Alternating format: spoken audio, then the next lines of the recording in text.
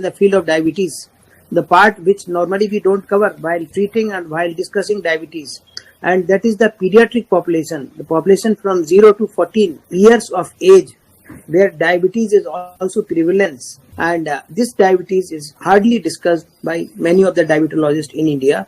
So this evening I will be discussing this pediatric diabetes and its management. So when we start learning, say after the age of 3 or 4 years, that A is for apple, B is for banana, C is for cat. Now I should say that D is for diabetes. Similarly, the P is for pediatrics. So D is for diabetes. We are going to discuss for small kids who are our future, right? So looking at the global prevalence of diabetes in children, the number of children and adolescents with diabetes is increasing every year. In population of European origin, nearly all children and adolescents with type 1 diabetes they are seen, while in the other population, which includes the country like Japan, where type 2 diabetes is more common than type 1 diabetes in the younger age group. And it's estimated that the incidence of type 1 diabetes among children and adolescents is increasing in many of the countries, particularly in those who are having an age of less than 15 years. So overall, annual increase is also estimated by 3%, and that varies from place to place. Why this diabetes is occurring in the children, which we never saw, say 100 years ago? It is because of consumption of many of the foods, like the fast foods, then the cold drinks, and so many carbs which we take during our childhood, and that way our body, it learns to expect high level of glucose. And what happens when there is a high level of glucose? Then there is a lot of secretion of insulin by the body, and when it is released, it causes obesity, especially the syndrome X, and that leads to numerous side effects. Because of release of the insulin, again there is fall in the blood sugar, so the boy gets effects like shakiness, headache, irritability, confusion, insomnia, and craving more glucose. And that way the consumption of glucose and carbs continues and leading to obesity and the diabetes. Now I talk of the 10 countries, territories, where the new or the incidence cases they are found of type 1 diabetes in age group of 0 to 14 per annum, and this population is out of 1000. So in India it is 15.9, while in United States it is 14.7, for Brazil it is 7.3. Here we see that even China, it is having less number of the young diabetics than India. Similarly, prevalence of the children and adolescent with type 1 diabetes, which was estimated in 2019, it has shown that 95.6 people out of 1000 they are going to be diabetic, and for this United States the data is 94.2. when we see it for Morocco it is 14.8. so we have to fight for this very disease, especially in the adolescent and childhood. How the disease pathogenesis starts, or what is the natural history of the type 1 diabetes? There are certain factors. One is the hereditary. Hereditary means when the parents, either of the parents or both parents, they are diabetic, then the chances of diabetes they are more in the kids. And second comes the viral infection, maybe chronic pancreatitis, acute pancreatitis, or repeated infection to the pancreas that leads destruction of the beta cells. Then certain environmental factors, like the young kids, they never walk, they don't walk, or they hardly walk, and they're busy with the TV or some game inside the room, sitting in bed. So these are the factors where the exercise part is 0, and that leads to antigen changes, which is recognition of specific self islet beta antigens, and that causes effects on immune cells and molecules. So an immune response is developed, and that causes breaking of the immune tolerance, and ultimately the disease takes a part like autoimmune disease leading to type 1 diabetes or IDDM, NOD, children and adolescent insulin dependent diabetes. So this long history of natural history of the disease takes many months to develop when we are not aware and we least worry. And suddenly when we are told by the doctors, by diabetologists, that your kid is having diabetes, then they are shocked how it happened, but they never know that the fact is of many years old. So looking at the clinical features of T1 DM, because as I've already told that there is a abrupt onset of the severe symptoms like polyuria, polydipsia, polyphagia, and then there is weight loss. And usually these parents are non-obese or even lean, and these parents and patients both are lean also, and there is family history of diabetes in parents usually absent. Severe, so no history in the parents. Kids, they are non-obese or lean. There is only one thing is that there is development of the antibodies. So there is severe diabetes with markedly elevated HbA1c. Ketosis we can find, yes, and C peptide test shows absence or very low pancreatic beta cell reserve. Then certain antibodies like GAD, GAT, IA2 or islet cell antibodies, they are present in these patients, and these patients they require lifelong insulin therapy to combat this hyperglycemia. How to classify type 1 diabetes? It is further classified into many other groups because of presence or absence of autoimmune antibody markers like GAD, IA2, etc. So it could be immune mediated type 1 diabetes. It may be idiopathic, but the cause is not known. When we look at diabetes in the young in India, we find that type 1 diabetes and type 2 diabetes, there are certain other forms of the diabetes also in the young, and they are maturity onset diabetes of young, which is known as MODY, fibrocalculous pancreatic diabetes, which is known as FCPD, then gestational diabetes mellitus, endocrine diabetes mellitus, and there are certain rare genetic forms of diabetes. One by one I will go description of these diabetes like MODY, FCPD, GDM, endocrine, and some rare genetic, maybe monogenic diabetes. So diabetes in young, the scenario is changing. What we see that type 1 diabetes mellitus was not only the most common form of diabetes seen in youth, but also perhaps the only form of diabetes which is seen in children and adolescents. Now the trend is also started changing rapidly. What is change? In the young adults, we can find type 2 diabetes.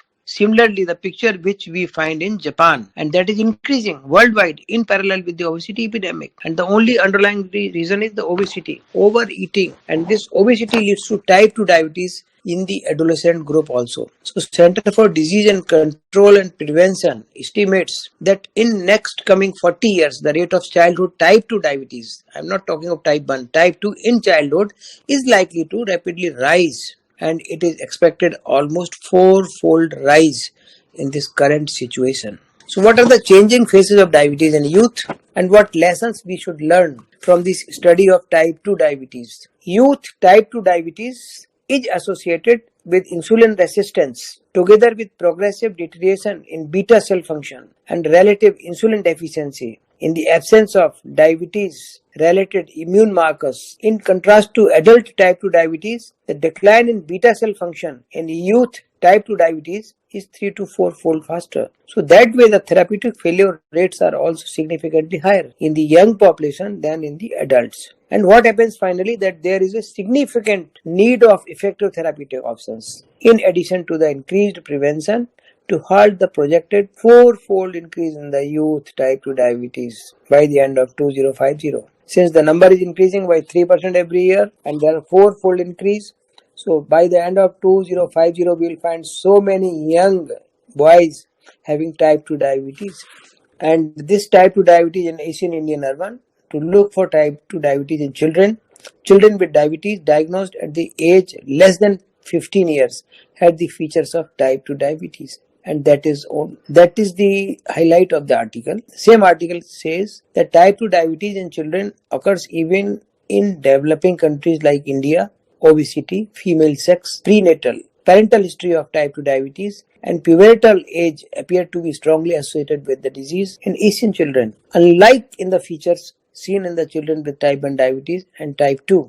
And this type 2 diabetes in children, what are the factors which are associated? We all know that they are nothing else but the overweight, decreased in physical activity, increased in sedentary activities like television viewing or watching, then high fat and high energy diet among adults and children, then prenatal factors, for example low birth weight, maternal undernutrition, then the biological propensity to central obesity, and that is also known as insulin resistance, then low lean mass, and diabetes during pregnancy and impaired glucose tolerance or IGT. So diabetes in young, what is the abstract? One work has been done by Anju Birmani, Abhishek Kulkarni from this famous Jaslok Hospital in Mumbai, and the abstract is this whole description is that although majority of diabetes in children, in type 1 diabetes, childhood type 2 diabetes, prevalence is rapidly increasing due to changing lifestyles. That we have to change. Otherwise, most of the patient can be definitely grouped into either of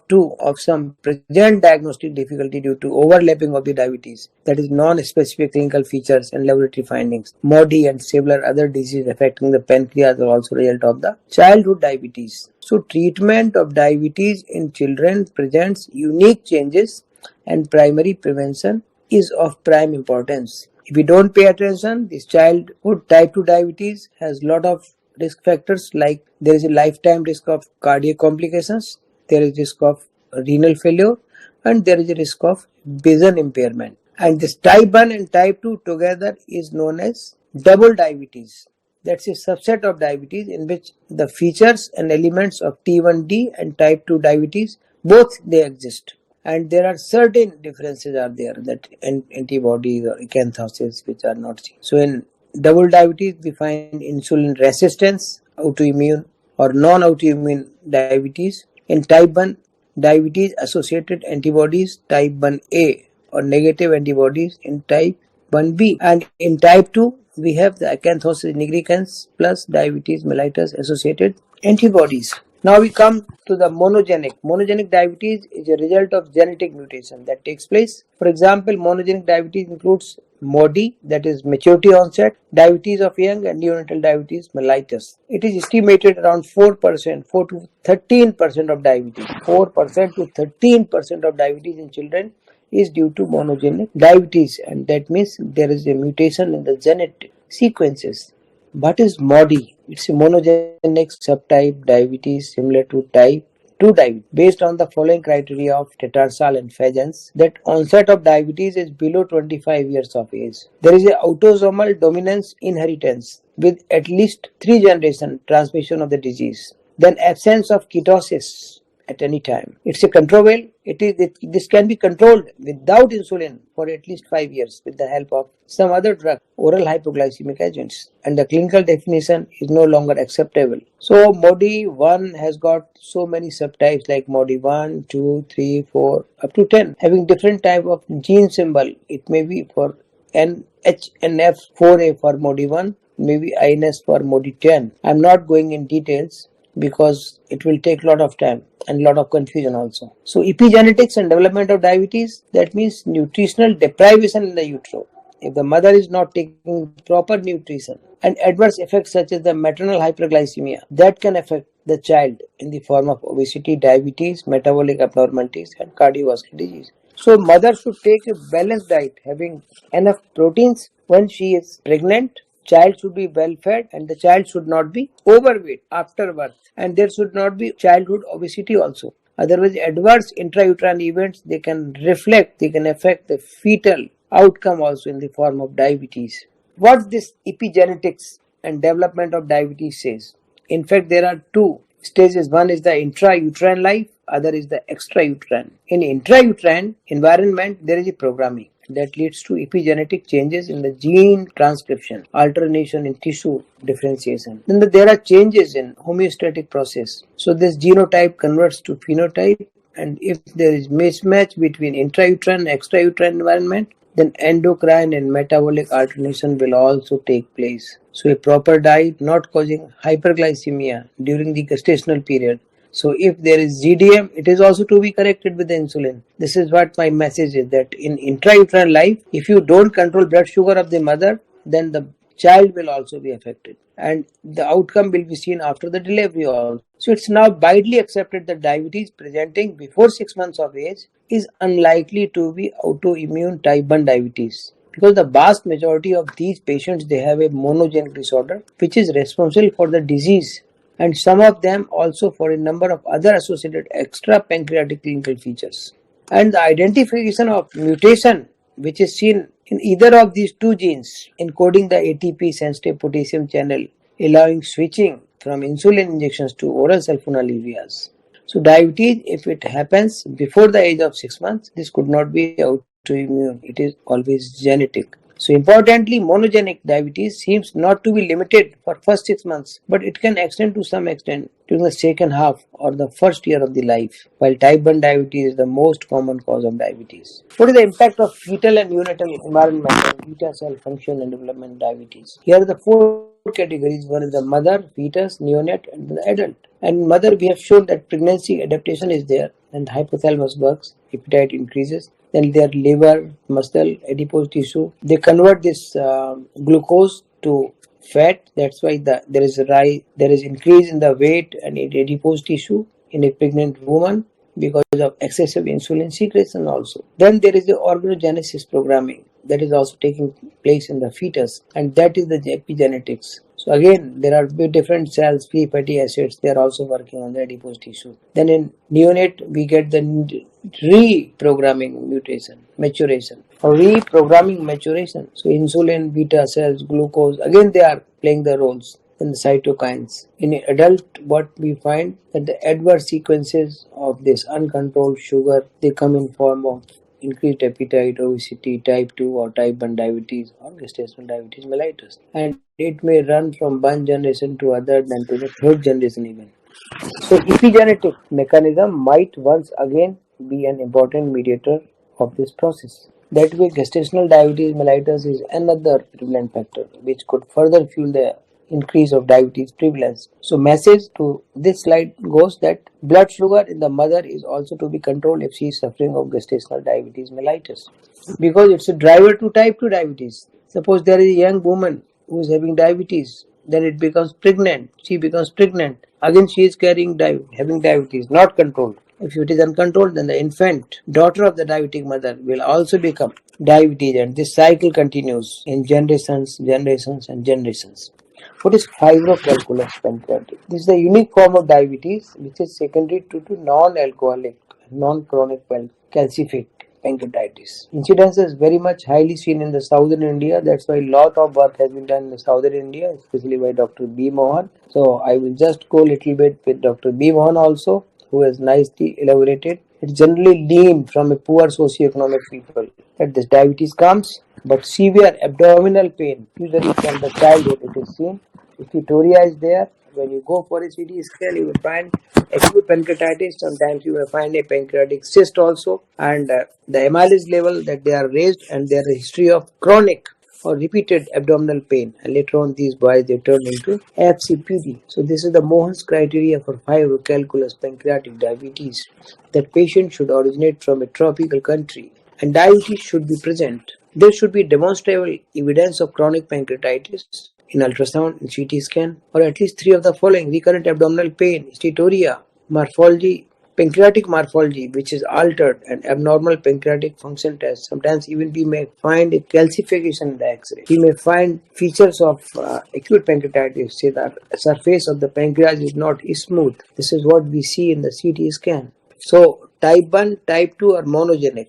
When we see all these 3 diabetes in the children and adolescent, then the age of onset, it is 6 months for type 1, usually the puberty, or after that, that's for type 2, or for monogenic, often post-pubertal. One thing is very interesting, that autoimmunity is seen in type 1, which is absent in monogenic and type 2. And glycemia is variable, while it is very high in the type 1. Then acanthosis nigricans is only seen in, that is darkness patches they are seen, and they are seen only in type 2 diabetes. Then frequency of the diabetes in young people, it's usually 90%, and most countries they are 10% and 1 to 2%. So differential diagnosis of diabetes in youth, when we look at, if we find any family history of diabetes, then it is said to be positive.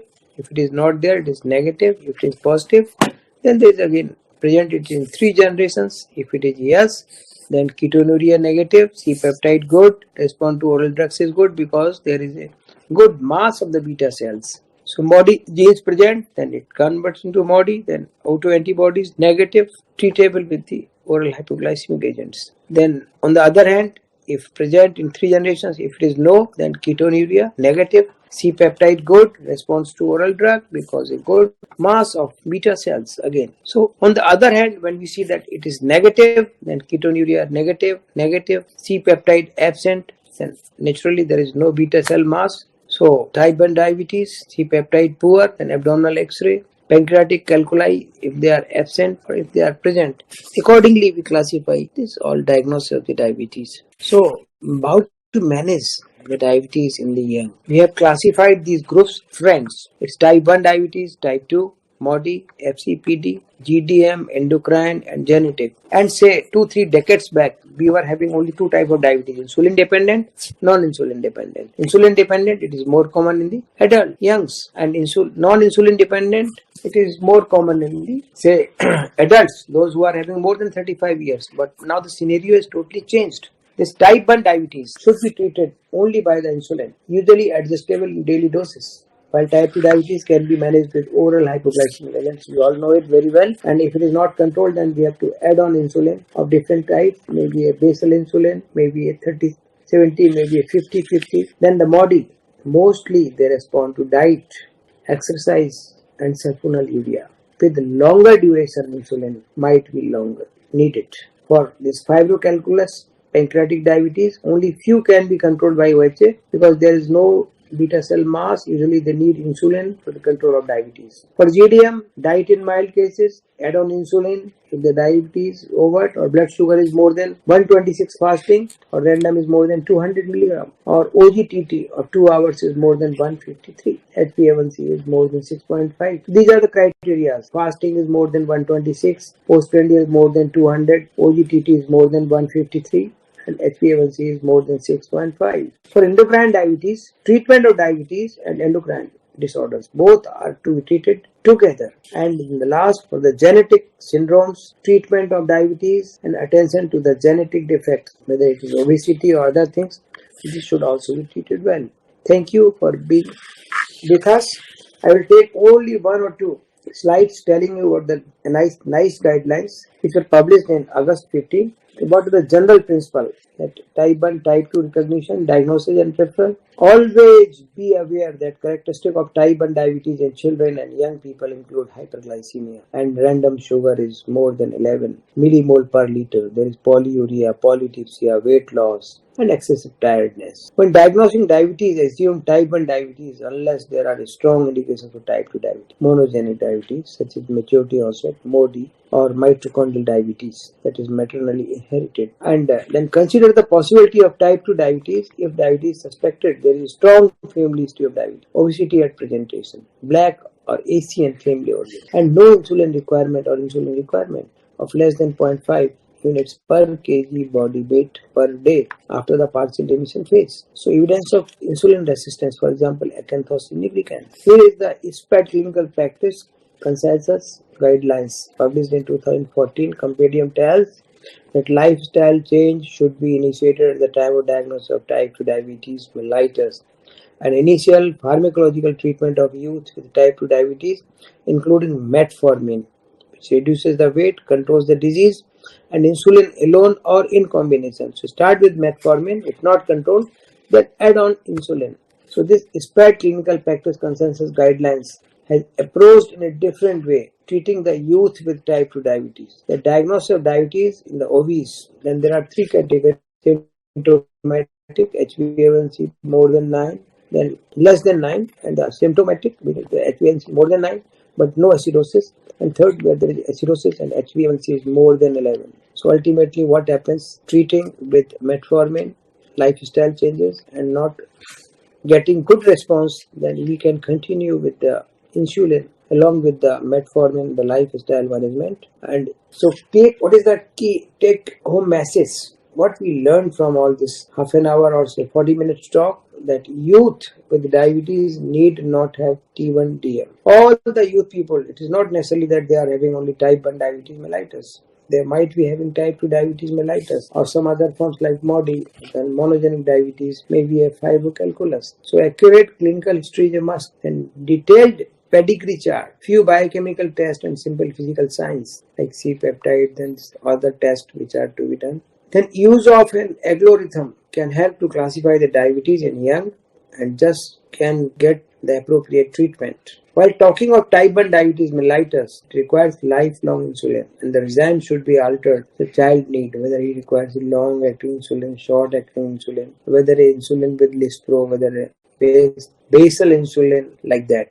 So even though screening at risk youth for type 2 diabetes mellitus remains controversial, and we should Target the screen and young with risk factors like overweight, obesity, family history, and diabetes in parents. Treatment and management of type 2 diabetes in young requires lifestyle changes, appropriate food intake, plus additional of oral hypoglycemic agents in form of metformin whenever indicated. And friends, if these measures they fail, then add-on insulin should be instituted. In maturity onset diabetes of the young, if suspected, needs genetic testing and treatment is based on the type of MODY, whether it's type 1, 2, 3, 10. I have already 10 in the classification. So what type of it is, what type of antibodies are there, what is the antigenic sequence, accordingly they are to be treated. Then fibrocalculous pancreatitis. It needs, in addition to anti-diabetic, other drugs like pancreatic enzymes because pancreas is also not functioning well, so you may require a pancreatin. Then surgery in some tests if there is a formation of a pseudopancreatic cyst and surveillance of a pancreatic cancer. So repeated CT scan and at least say 2 years, and every year you can go for a hepatobiliary MRI in these patients. And finally, the endocrine diabetes and diabetes secondary to genetic syndrome will need treatment of the primary condition as well as in addition to the diabetes. Thanking you very much for paying attention.